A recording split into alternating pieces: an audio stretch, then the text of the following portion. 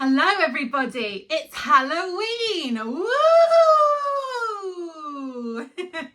So as you can obviously see, the room is very dark. It's obviously early in the morning and I thought, you know what, I'm going to use this video, turn my light off, because the reason being it's Halloween, it's all dark and it's all spooky and scary, and of course I'm in my pyjamas, which I really couldn't be bothered to get changed, and it is still early in the morning. So yeah, I thought I've been so desperate to talk about this particular show, and I discovered it for about a year, and I thought, oh, this sounds like a really good Halloween episode of the most Rarest and Forgotten kid shows. However, I didn't really seem to commit to it or anything, because I thought, well, it's not really scary, it's not really all that, but it is a very good mystery, and it's like you make such a load of discoveries, and I thought this could be like a really good way. So yeah, another thing I also want to come out and share, a few weeks ago I posted another the most Rarest and Forgotten kids shows episode.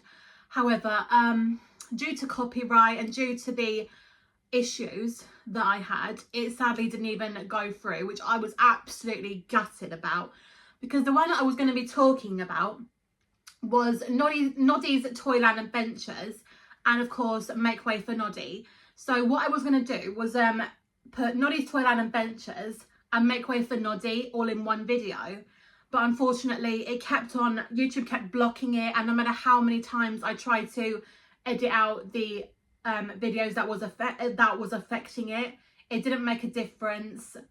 And the amount of times I tried like cutting and editing, it didn't make a difference. So I had to make the hard decision to not post it anymore.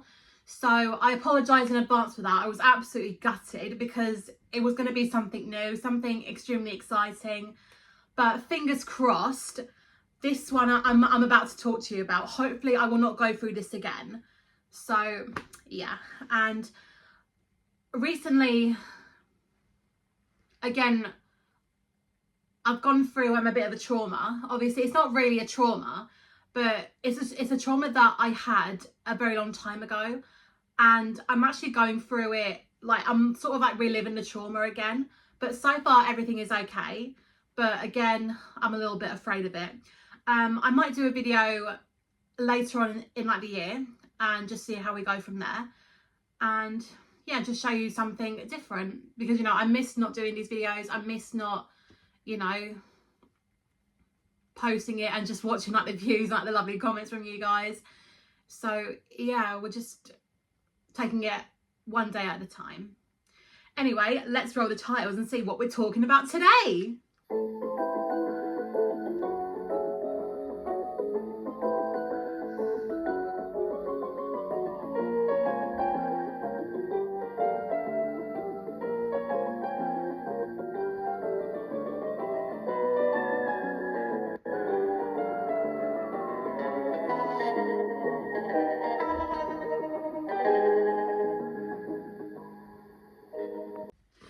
Ooh, it's a mystery. Oh my god, what a brilliant and very spectacular show. So when I first discovered this, I only discovered it because I was on Google. Now, shortly after talking about Art Attack, I mean, I don't know why I did it, but I was randomly Googling Neil Buchanan's name, and I absolutely had no idea he did so many other kids shows rather than just Art Attack. I seriously thought Art Attack was just the only thing he did, and that really came to a shock to me. And of course, you know, he hosted this game show called Finders Keepers, and of course It's a Mystery. And I thought, do you know what, if that is on YouTube, I might as well have a little look at that.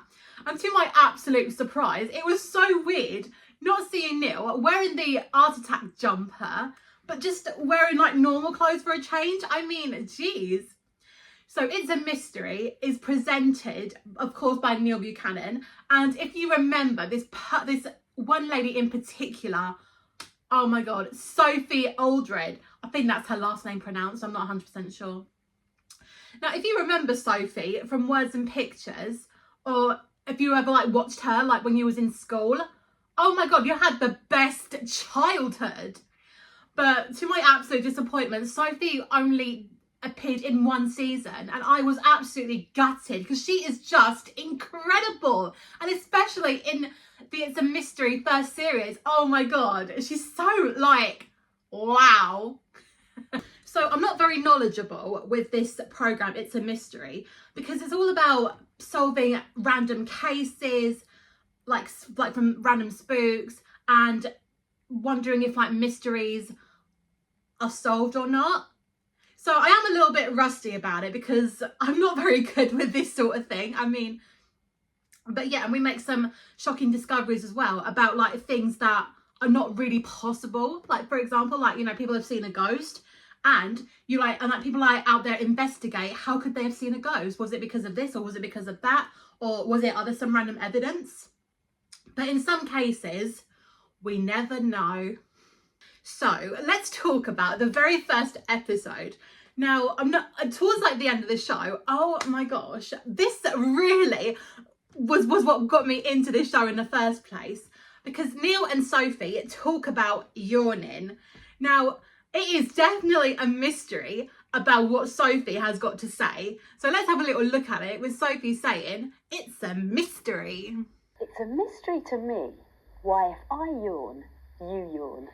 That is very, very true. I totally agree with her, because I mean, whenever I'm on a bus and if I'm sitting next to my mom, and when she starts to yawn, it suddenly happens to me. And if I yawn, she yawns after me. It's so freaking annoying. And it's like, no matter how hard I try and like hold it in, it is so freaking difficult. But why does that happen? Surely it's very contagious.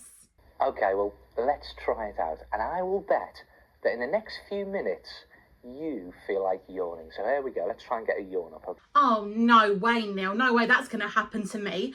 So let's just like try it, okay? So I'm going to close my eyes for a second. I'm going to visualise myself in a nice quiet room. It's all warm. It's all very hot. Nicely chilled. No, nothing. But then again, Neil and Sophie try it, and that is really what I absolutely love about it. Let's have a look at it. Oh no. Yeah, you got me started. Okay, so is yawning really contagious? Can you actually catch it off someone?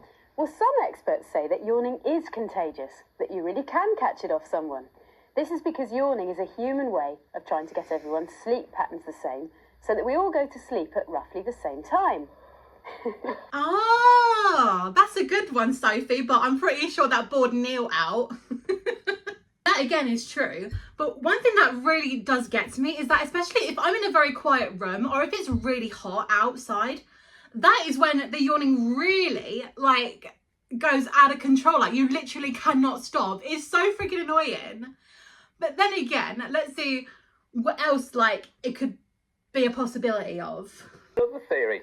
Other experts believe that you don't actually catch it off someone else. Their theory is that when you're with a group of people and everyone starts yawning, it's not that you're catching it off someone else. It's because you're all sharing the same conditions. You could all, for example, be in a warm, stuffy room, which makes everybody feel drowsy. The body wants to take in more oxygen to stop feeling drowsy, so everybody starts to yawn.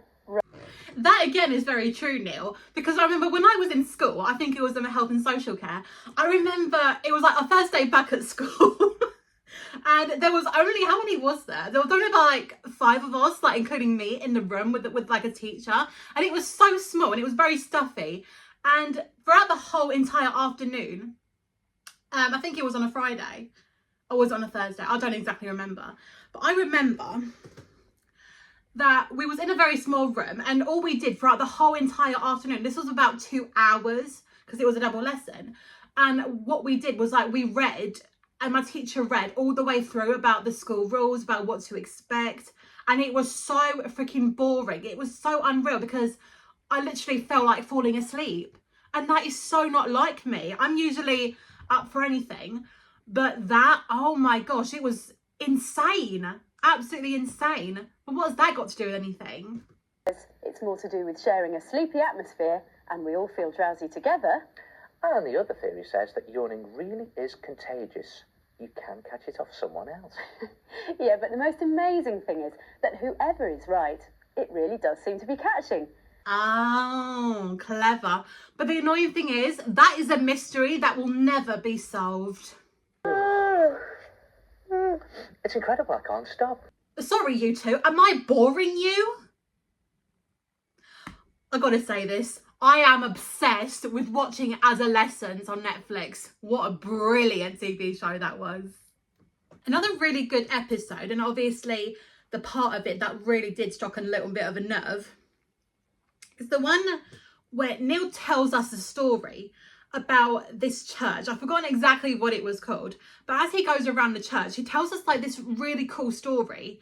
And I remember that story from watching Beyond Belief, Fact or Fiction. Honestly, if you're a kid, don't ever watch that, because I watched it when I went to my grandparents' house, and it was the most scariest thing I ever saw as a child.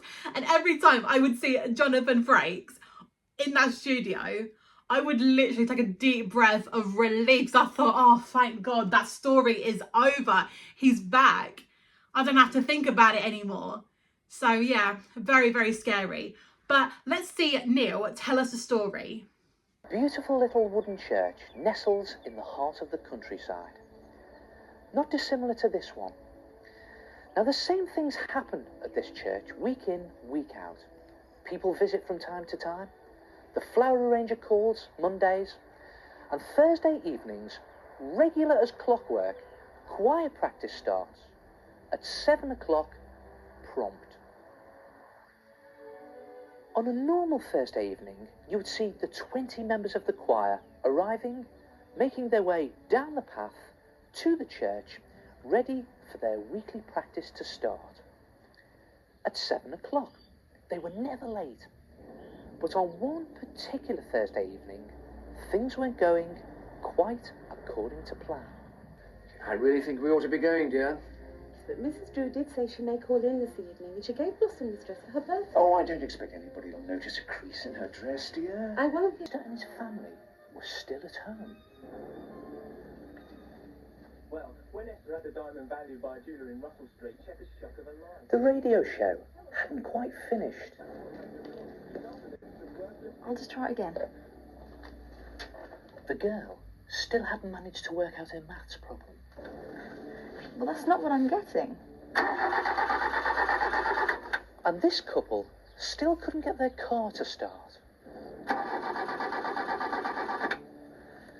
In fact, for one reason or another, every single member of the choir was late.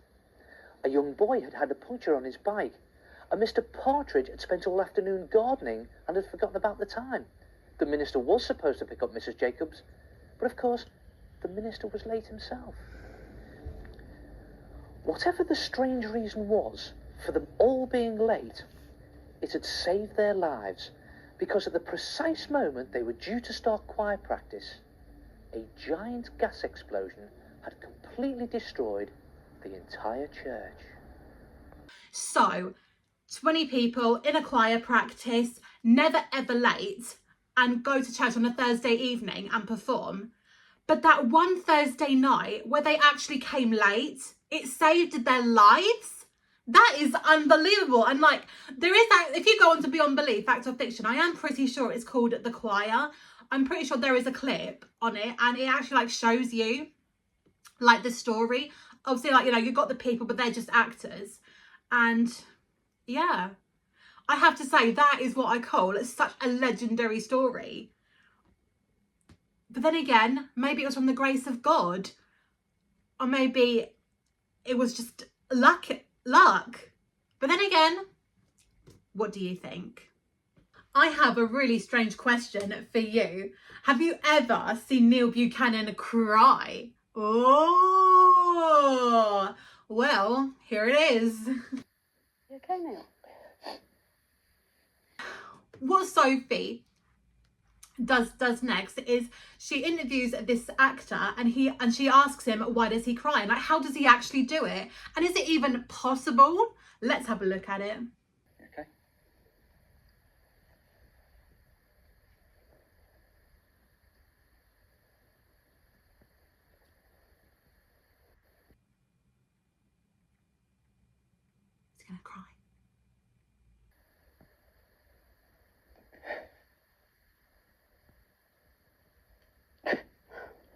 Thanks, Ben. It's okay. Oh my gosh. Gosh, I hate seeing people cry. That's just awful. But hey, I like that. Great job, mate. What could be the reasons as to why we cry? Let's ask Neil and Sophie. Because of one of these. I've been chopping an onion. And the reason it made me cry is because onions contain an acid which becomes a powerful irritant when it comes into contact with water, the watery film of my eyes. Now the eyes are diluting the acid, which in turn is producing my tears. So there you go. There's many reasons for tears. And did you know that when we're miserable, apparently our tears are meant to be different from those produced when our eyes are irritated by something? Our emotional tears contain a substance that makes us feel down. If we cry, we get rid of it and feel better. So, it's unhealthy to hold back your tears. In fact, if you don't cry and let those bad feelings out, you risk becoming more upset, and this in turn can make your body's immune system vulnerable to nasty bugs. So don't bottle up your feelings when you're upset. Just remember, it's cool to cry. Oh, wise words, Neil. Very wise words indeed. I absolutely love that. You know, when he says don't bottle up your emotions, because again, it's like a ticking time bomb. Oh, why didn't I even see this when I was a little girl? But then again, that would have been quite creepy. One thing I absolutely loved about It's a Mystery is that towards the end of the show, Neil and Sophie ask a mysterious question that I don't think we will ever possibly know. However, during at the end of the next episode, during like the end credits, it's finally revealed. Now, this is what really annoys me. And honestly, this just makes me feel so blessed to have been born in the mid-90s, raised in the noughties, because every time that your favourite show would be on CITV or maybe on CBBC, it would always be on once a week and you'd have to wait another week just to see it again. Honestly, when now we've got our YouTube, we've got our Disney Plus, we've got Netflix and so much other apps on our TV, it's sad. I don't know why, but I feel like to me, it's really sad. Very, very sad. There was this one question in particular that really did actually get to me and I thought, geez, how is that even possible? Let's have a look at it.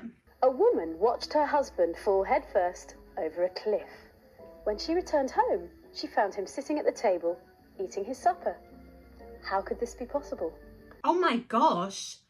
So this lady's husband fell off a cliff and he was hit head first.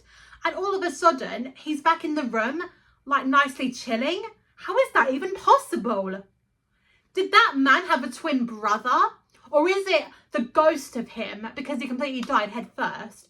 Or it could just be her imagination or something.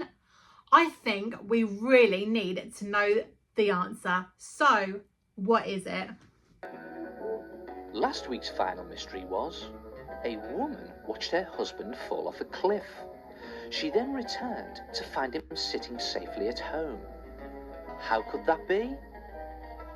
He was a stuntman. Oh, he was a stuntman? How come I never thought about that before? What a brilliant way. So, as we move on to series 2, that is when we say goodbye to Sophie, who no longer comes to the show anymore. And this is again what I'm trying to get in my head. Why did Sophie leave It's a Mystery after just one season?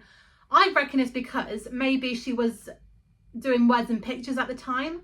But then again, I think Words and Pictures was back in the early 90s and It's a Mystery came out in the mid 90s.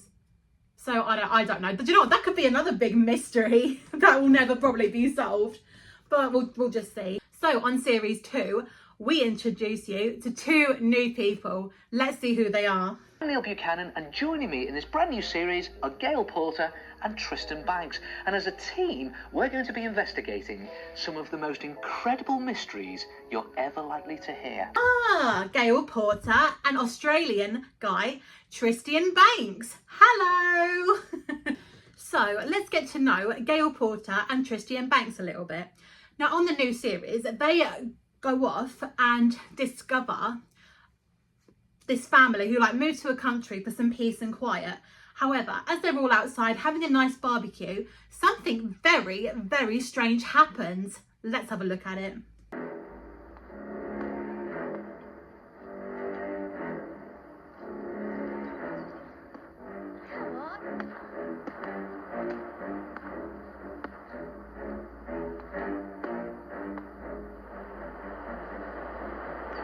A white mass of something was growing at an increasing rate at the bottom of the garden. Wondering whether he was seeing things, the husband went over to his wife to point it out. Sue, look. What the? Although the father was very nervous, he was also very intrigued at the growing mass. What is it? I don't know. The closer they got, the higher the mound became. The children had also never seen anything like it. Come on. Hey, look. What? They crept up to their parents to take a closer look. Mom, what is it? I have no idea. It's alien sick. It was better than anything they'd ever seen in any film before. What on earth was this strange phenomena? Ooh, a big foam bubble. Cool, man. But then again, may God forbid that ever comes in my garden. Oh my God, I'd probably freak out as well. And do you know what? Talking of that, I do remember, I think this was about a few months ago, maybe like about a year ago. Opposite my garden is obviously it's like another garden, very, very small garden. And there was a bit of smoke coming out from like their fence. And I just thought, that's a bit weird. And I just thought nothing of it. And I thought, you know, they're probably just having a bit of a barbecue. But suddenly, the smoke got so much thicker and thicker, like it was raving up through the fence. And my God, it was the most scariest thing ever, because I was like, oh my God, Mum, look, you've got to look, like there's smoke coming out from the neighbour's house, like obviously from outside. And it was so freaking intense. It lasted like a quick 2 or 3 minutes. And of course I ran upstairs and I tried to have a proper look, but again, it was so freaking weird and very scary. The big question is, what actually happened? What do you think? Maybe there was a fire? Or maybe he did a barbecue and then all of a sudden it went blasted, or maybe like maybe there was a fire on the barbecue and he used the water to get it out, and maybe it was all like the foam and the steam that must have relieved itself. What do you think? But anyway, let's go back to that question. How did all that foam bubble come by the garden? Whatever happened there? Is there evidence, or is there even an answer? Let's have a look at it. The cause of the bubbles turned out to be nothing more than this: shampoo. Shampoo? Shampoo? When you mix shampoo with water, you get a mass of bubbles, lots of them. Yeah, but hang on, you didn't mention anything about water. Where did the water come into the story? Now, what I didn't tell you was that the family actually had a stream running along the bottom of their garden. So, how did the shampoo get into the stream then? Well, I actually did a bit of my own research, and look what I found. A local newspaper reported that there had been an accidental shampoo leak from a nearby cosmetics factory. So the shampoo had unfortunately got mixed up in the water, frothed up at the bottom of the garden, creating an unbelievably huge 9-metre mass of frothing bubbles. Oh, so they used shampoo and the water was running from their garden, like the stream was running through their garden. Wow. That's actually like a really cool mystery that just actually got solved. Wow. Another really good episode that I absolutely love watching is Why We Dream When We Sleep. Now, I actually discovered this earlier this morning and I thought this is something I have to actually talk about. So let's have a little look at it. Well, you know, dreaming, when you think about it, is the greatest show on earth. The cinema of the mind. No tickets are required and admission is free. Good night. But what exactly are dreams, and why do we have them? What's going on inside your head when you dream? What do they all mean? Have you ever dreamt that you're running away from something? It might mean that you'd quite like to escape from a situation that you don't like. If you're running towards something, it can mean that you've got certain dreams that have yet to come true. And if you're trying to run but you're having difficulty, it means that you're lacking self-confidence and you might be a bit worried about something. And what about going to school in your dreams? Anyone at any age can dream that they're back at school. Dreaming that you're turning up late or unprepared for an important exam is a common dream. It happens when you're facing something important and that you're worried about failing. Not just an exam, but anything in life. And have you ever dreamt of being unable to speak? It could mean that you are nervous about speaking your mind in front of people, and it could also mean that you're perhaps a little clumsy.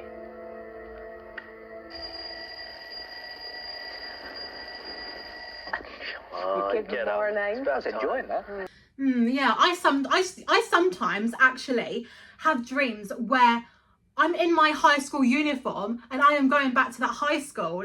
That's the last place on earth I ever want to visit. So of course it's absolutely terrifying. I absolutely hate it. I didn't even like school. I had a really bad experience with it.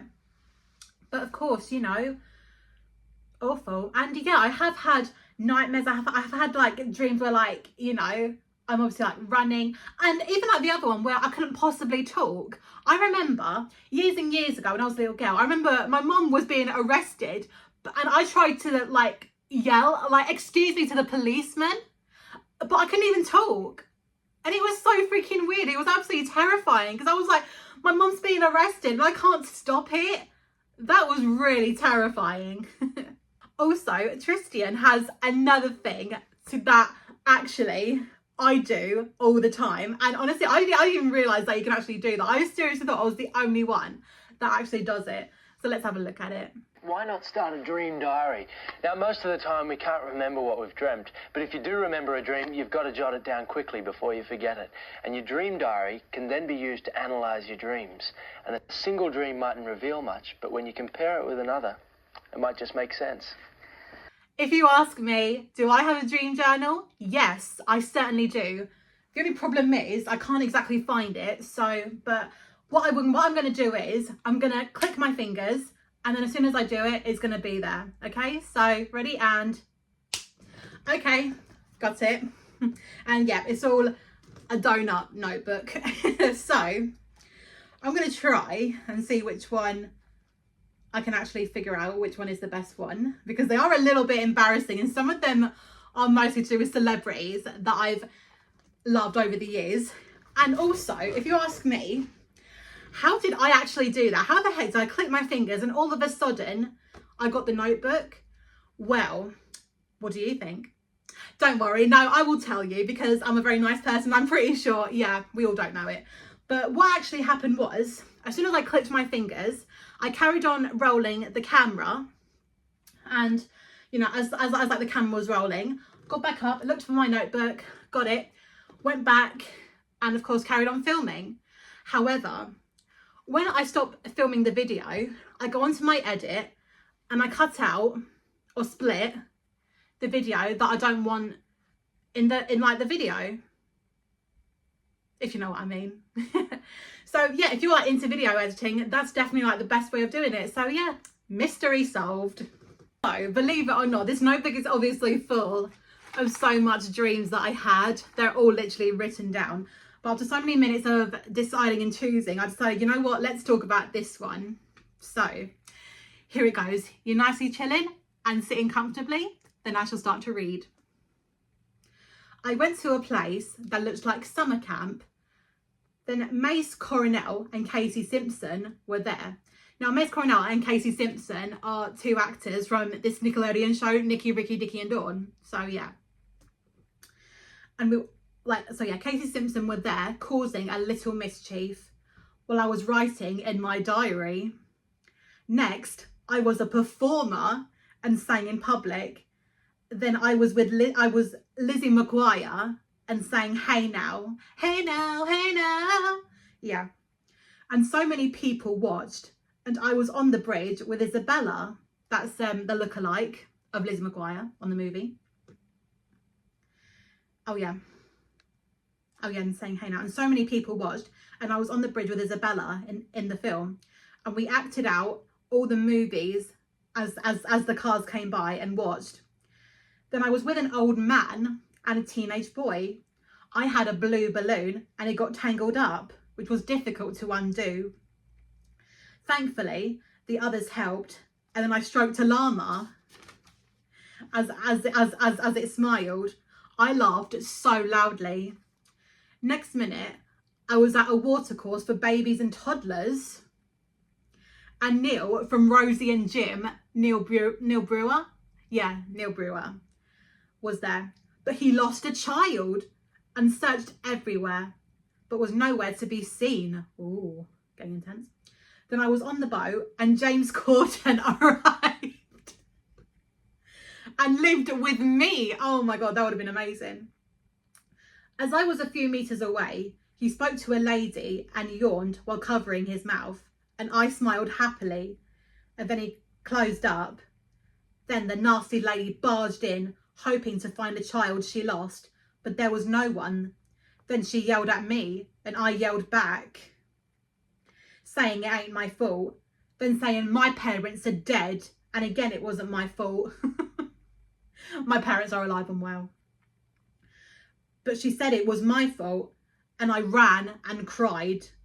But it turned out we were just acting. That is what I got. That is a dream. I definitely remember in my head. How crazy is that? Literally.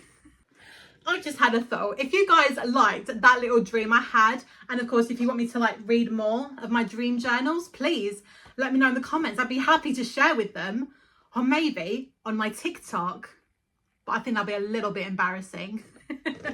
So unfortunately that is the end of the Halloween special. Oh, but then again, I don't really like Halloween. So if you're asking me what am I going to do for Christmas, well, I do have a very good idea in mind. Unfortunately, I still haven't come to terms with it yet because we are still a little bit far off, and hopefully I have a good idea involved. And I thought about this a few months ago and I thought, yeah, let's definitely do that. But I'm keeping it all a little bit of a secret because I don't like to share things. Well, I do like to share things, but not when it's something so amazing until it is revealed. So in the meantime, I hope to see you guys real soon for another video. I am thinking about doing something a little bit different in my next video. Just hopefully I can like talk to you guys about what I've been going through and other bits and pieces that have been happening. But we'll definitely see how we go from there. Okay? So from me and to you, ooh, goodbye.